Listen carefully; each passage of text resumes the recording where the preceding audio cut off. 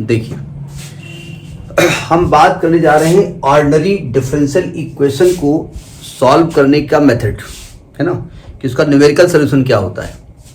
लेकिन numerical solution का मतलब होता है, आप जानते हैं कोई डिफरेंशियल इक्वेशन क्या होती है, तो आपने पढ़ा है कि अगर y is the function of x हो तो यहाँ x और y दोनों वेरिएबल कहलाते हैं, याद है ना।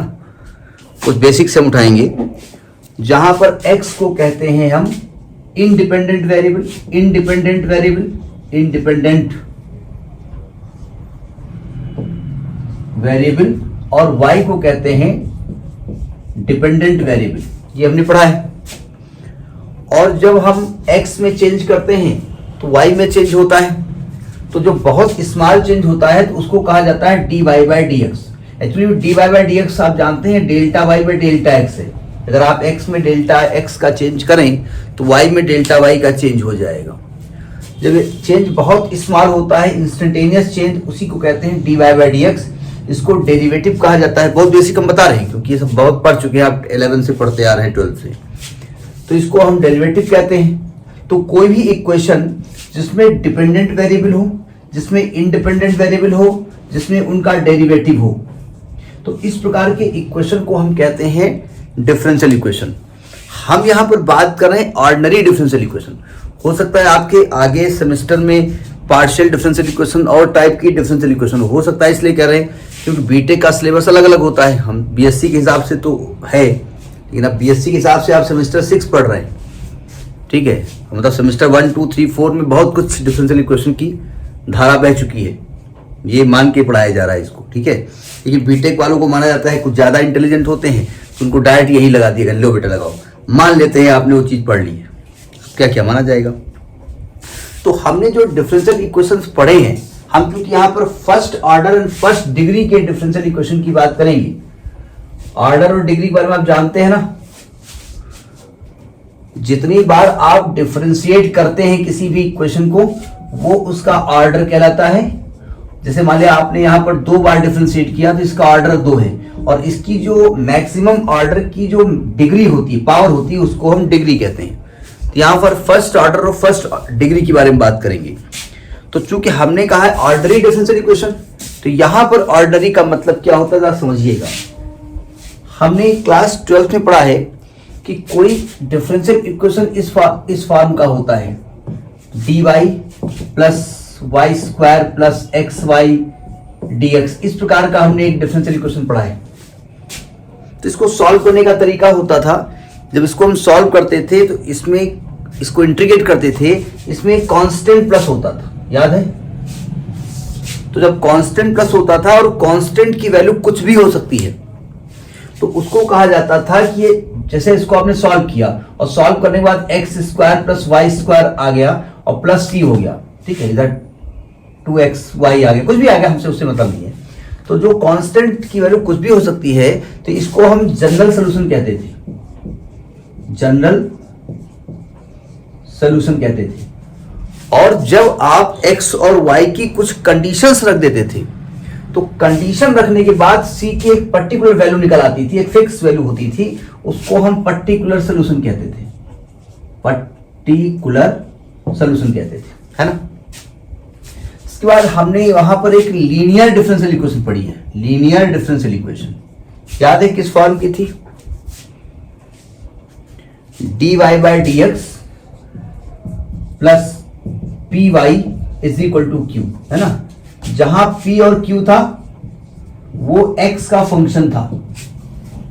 तो इस प्रकार की इक्वेशन को सॉल्व करने के लिए हमको एक ऐसे फैक्टर की जरूरत पड़ती है जो इसको इंटीग्रेट कर दे, क्योंकि इंटीग्रेट की एक खासियत होती है कि जब तक फंक्शन इंटीग्रेबल नहीं होगा तब तक वो इंटीग्रेट नहीं होगा।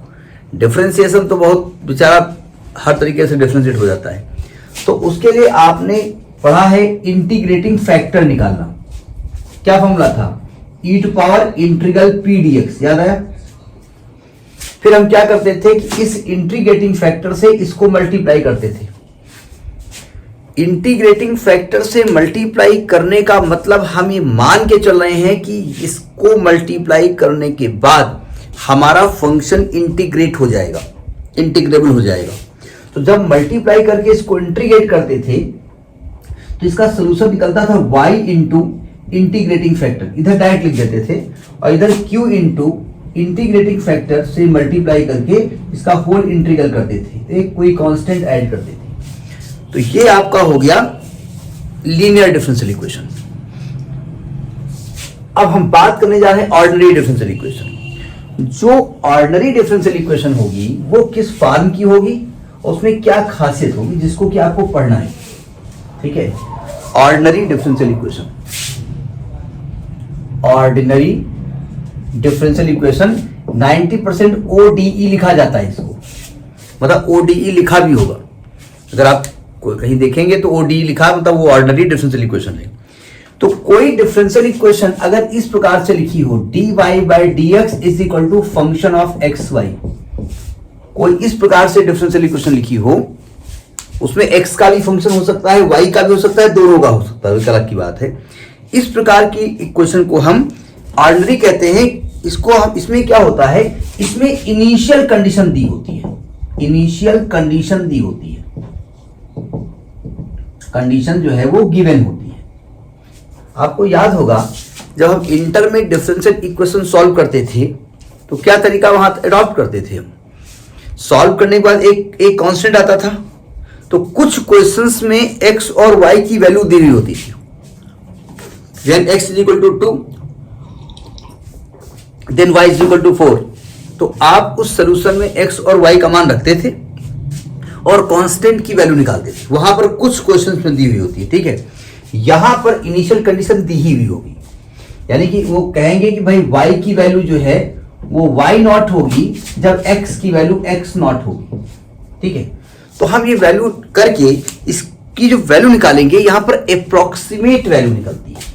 इस डिफरेंशियल इक्वेशन को सॉल्व करने के बाद ये अप्रोक्सीमेट वैल्यू देता है, यानी हम अप्रोक्सीमेशन करते हैं इस इक्वेशन को सॉल्व करने के लिए।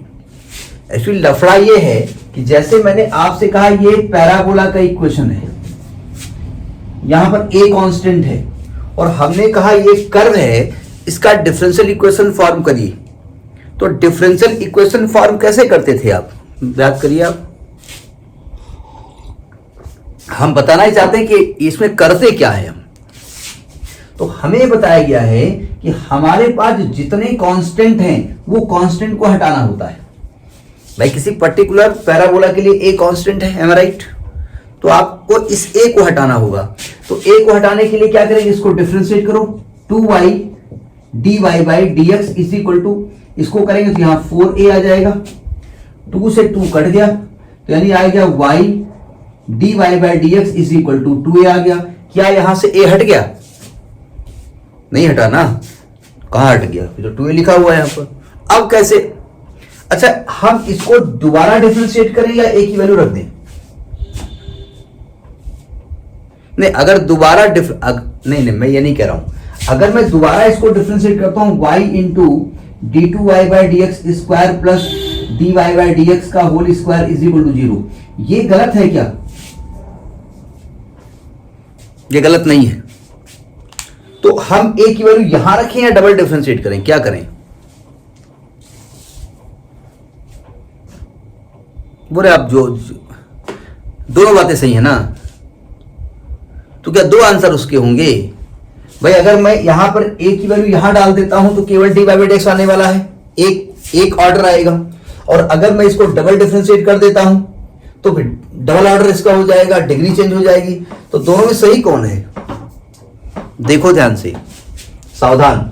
आपने इस कर्व को डिफरेंशिएट किया तो ये रिजल्ट आया, सही कहा ना मैंने, और इसको डिफरेंशिएट किया ये रिजल्ट आया, यानी आपने दो बार डिफरेंशिएट किया। अगर आपको दोबारा कर्व का इक्वेशन चाहिए, जो कि मेरा मोटो है यहां पर, डिफरेंशियल इक्वेशन सॉल्व करने का मोटो मेरा ये है कि जिस इक्वेशन की ये डिफरेंशियल इक्वेशन है वो इक्वेशन कौन सा है, भाई नहीं समझे। भाई यहां मैंने पैराबोला को डिफरेंशिएट किया, ये रिजल्ट आया, फिर डिफरेंशिएट किया, ये रिजल्ट आया। अब मैं आपसे कहूंगा कि भैया ये जो डिफरेंशियल इक्वेशन है ना वो किस कर्व का है, तो आप उस कर्व को फाइंड करिए। तो अगर डबल डिफरेंशिएट करके यहां पहुंचे हो तो आपको एक बार इंटीग्रेट करना पड़ेगा, दो बार इंटीग्रेट करना पड़ेगा, डबल इंटीग्रेट करना पड़ेगा ना। और हर एक इंटीग्रेशन में कांस्टेंट बढ़ता है। तो भैया 2 बार इंटीग्रेट करोगे तो 2 कांस्टेंट आ जाएंगे, जबकि हमारे पास एक ही कांस्टेंट है। नहीं समझे? इसलिए मैं इसको डबल डिफरेंशिएट नहीं कर सकता, ये ध्यान रखिएगा। किसी भी इक्वेशन में जितने कांस्टेंट होते हैं उसको उतनी ही बार डिफरेंशिएट आप कर सकते हो। वो कांस्टेंट हटे ना हटे, कोई और तरीका आपको अडॉप्ट करना पड़े, वो एक अलग चीज है, लेकिन आप उससे ज्यादा बार उसको डिफरेंशिएट नहीं कर सकते। सही मैं कह रहा हूं? तो आप 2a की वैल्यू उठा के भैया यहां रखेंगे। आप कहेंगे y square is equal to 2 into y d y by d x into x, यानी आएगा y square is equal to 2xy dy by dx। ये डिफरेंशियल इक्वेशन आएगा। Have you got it? इसको डबल डिफरेंशिएट नहीं कर सकते, क्योंकि अगर इस डिफरेंशियल इक्वेशन से दोबारा ये फाइंड करना आप चाहो तो आपको 2 बार इंटीग्रेट करना पड़ेगा, और 2 बार अगर इंटीग्रेट करोगे तो आपको 2 कांस्टेंट आएंगे, तो आपको वो एक दोबारा इक्वेशन नहीं मिलेगी। ठीक है, तो ये तो हो गया डिफरेंशियल इक्वेशन का मतलब क्या होता है। अब इसको जो हम सॉल्व करेंगे, यहां पर जब हम इसको सॉल्व करेंगे तो यहां पर अप्रोक्सीमेट वैल्यू आएंगी, अप्रोक्सीमेशन इसको कहते हैं। तो इसको सॉल्व करने के हमारे पास कुछ तरीके बताए गए। भाई सिंपल वाले डिफरेंशियल इक्वेशन तो हम 11th में या 12th में कर लेते थे, लेकिन अब टेक्निकल भी आएंगे ना। जैसे हमने कहा 1/1 प्लस एक्स स्क्वायर का इंटीग्रल क्या होगा,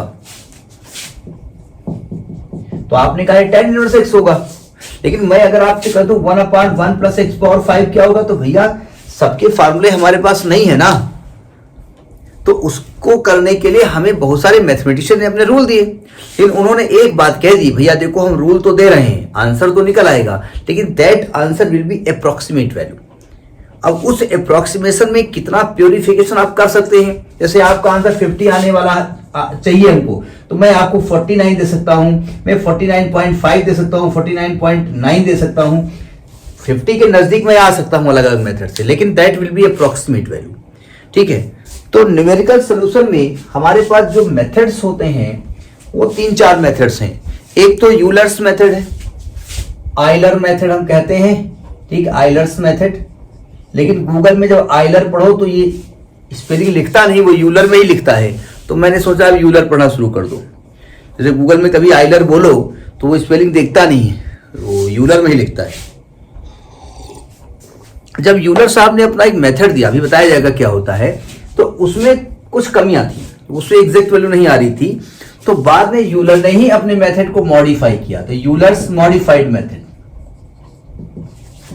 मॉडिफाइड मेथड। तो ये 2 मेथड है अलग अलग, एक यूलर्स मेथड है, एक यूलर्स मॉडिफाइड मेथड है। लिख करके आता है आपके पास कि फाइंड द इंटीग्रल या solve the differential equation, integral न कहिए, solve the differential equation by Euler's method या find the differential equation by Euler's modified method. और ये एक है रुंगे कुट्टा। रुंगे कुट्टा क्या कहा जाता है, RUGGI, RUGGE होता है ना। एक बार स्पेलिंग देख ले क्या, हाँ दोनों में हाथ उन्हें बोल दिया, RUGGE, रुंगे कुट्टा। ये 3 मेथड्स हैं। तो पहले इन मेथड्स के बारे में बात करेंगे, फिर इसके न्यूमेरिकल बात करेंगे। तो लॉजिक से समझ में आ गया डिफरेंशियल इक्वेशन होती क्या है, उसका लॉजिक क्या है, उसको उससे हम क्या चाहते हैं। हम उस डिफरेंशियल इक्वेशन को सॉल्व करके उस कर्व को फाइंड करना चाहते हैं जिस कर्व की वो इक्वेशन है, पहली बात। और अगर कंडीशन दी है तो उस कंडीशन के पर उस कर्व की वैल्यू क्या होगी। जैसे हम अभी पैराबोला फाइंड कर रहे थे, तो मान लिया हम पैराबोला में ये पॉइंट दे दें कि भाई x का मान इतना है, तो इस पॉइंट पर y का मान कितना होगा, वो सॉल्व करेंगे अगर कंडीशन गिवन है। तो बात समझ में आ गई है डिफरेंशियल इक्वेशन होती क्या है। ठीक है।